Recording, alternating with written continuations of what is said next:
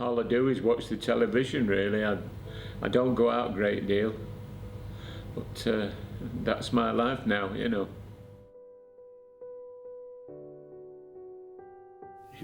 You're not going to both die together, and death is a definite thing. One of you is going to be lonely.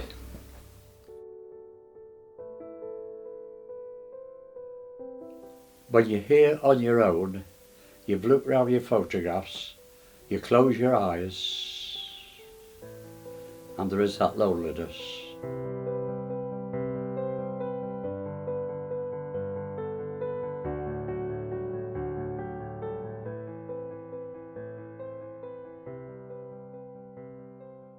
"84-year-old Alan lost his wife Nora of nearly 60 years last autumn after caring for her during a long battle with Alzheimer's. They had a happy life together and both shared a love for travelling the world. I miss her so much because we were such good pals, and we never stopped laughing, really.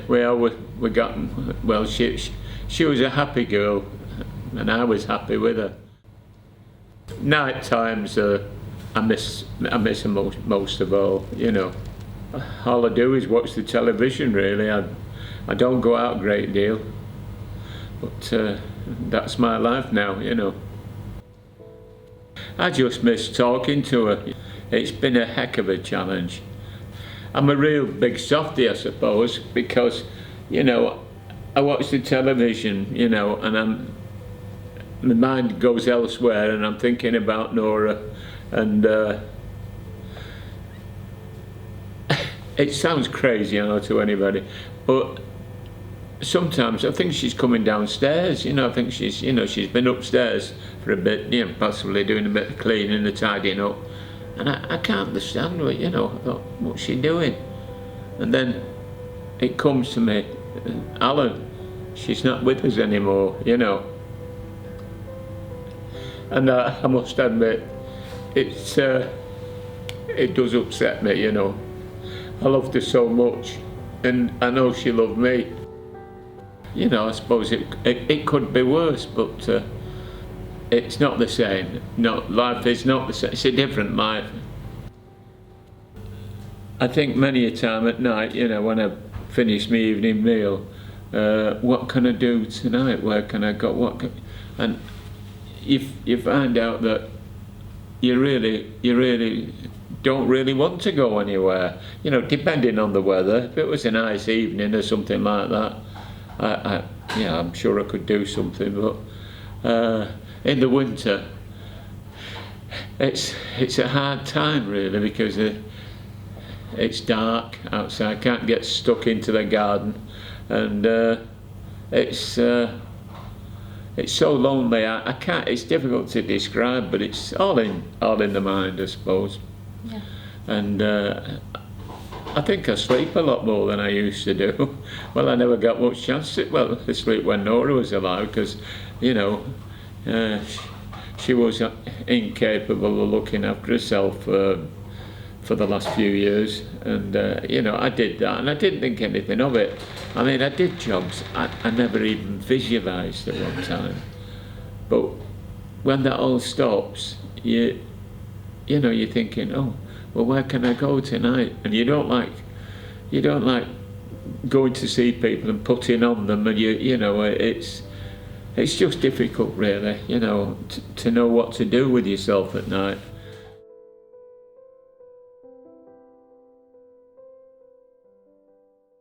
Growing up in different countries, Alan married his wife, Trouter, after she moved to England from Germany, having become pen pals during secondary school.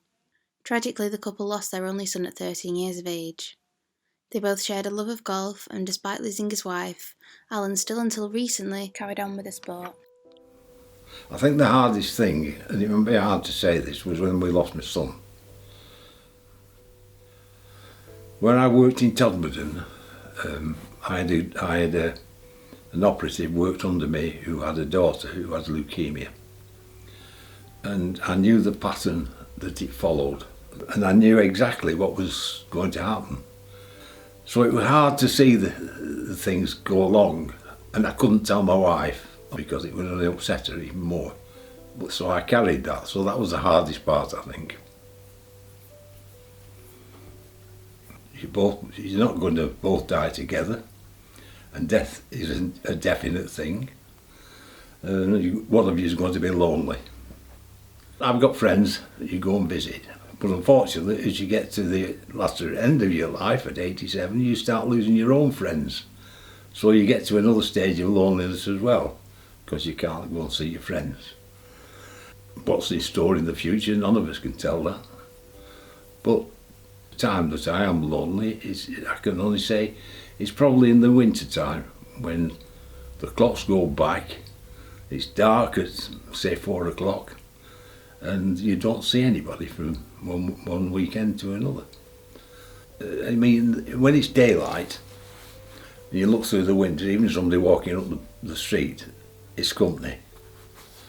But in winter time, when it's dark and dismal and it's raining and goodness knows what, I think that's the biggest challenge of all of this.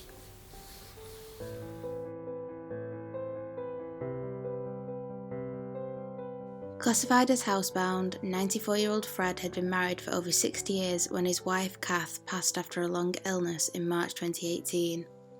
Fred was a cherished headmaster and Kath aided him in every way. Together they were a valued couple within their church and community.